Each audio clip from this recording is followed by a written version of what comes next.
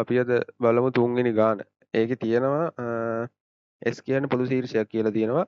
සමාන සමචතුරස්‍ර දෙකක් තියෙනවා. ඒ දෙක අතර කෝණය අංශක 60යි කියලා දීලා තියෙනවා.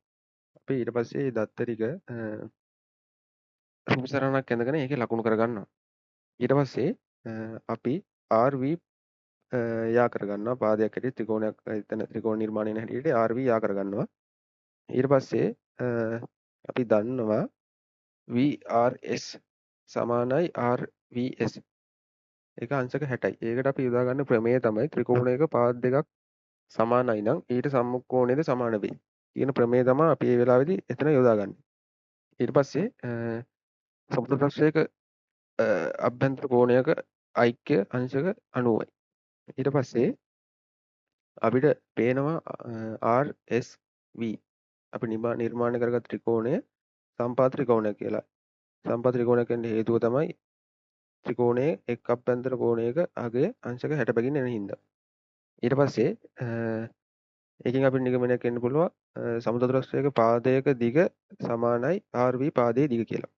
අපි ඊට පස්සේ RVU කෝණය අංශක 150යි කියලා අපි දන්නවා ඊට පස්සේ. ඊට පස්සේ VRU කෝණය සමානයි VUR කෝණය. ඒක අර ඉස්සෙල්ලා යොදාගත්ත ප්‍රමේයම තමයි යොදාගත්තේ. ඒක එනවා අංශක 180 රින අංශක 150 බෙදීම 2. නේ එතන කෝණයේ අගය එනවා අංශක 15යි කියලා. ඊට පස්සේ අපි අංශක 15 රූප සටහනේ ලකුණු කරගන්නවා. ලකුණු කරගෙන අපි ඊට පස්සේ අපි දන්නවා ඉස්සෙල්ලා අපි හොයාගත්තා අපි නිර්මාණය කරගත් ත්‍රිකෝණයේ කෝණික අගය අංශක 60යි කියලා. ඊට පස්සේ අපි හොයාගන්නවා SRU කෝණයේ අගය. ඒ කියන්නේ අංශක 60 රින අංශක 15. ඒ කියන්නේ එතන එනවා අංශක 45 කියලා. අපි මේ දත්තයත් අපි රූප සටහනේ ලකුණු කරගන්නවා. ඊට පස්සේ අපි දන්නවා සමෘද්ධ විකර්ණයක් හැන්දාම ඒක අර අංශක අභ්‍යන්තර කෝණය දෙකට බෙදෙනවා. ඒ කියන්නේ අංශක 45 බැගින් දෙකට බෙදෙනවා අංශක 90. එතකොට අපි එතන කෝණය ලකුණු කරගන්නවා අංශක 45යි කියලා. එතකොට PRU කෝණය අපිට එනවා අංශක 90යි කියලා. අපි ඊළඟ විදිහට අපි හදලා බලමු. මේක අපි නිර්මාණයක් කරලා එකපාරම අපි උත්තරේ ගමු.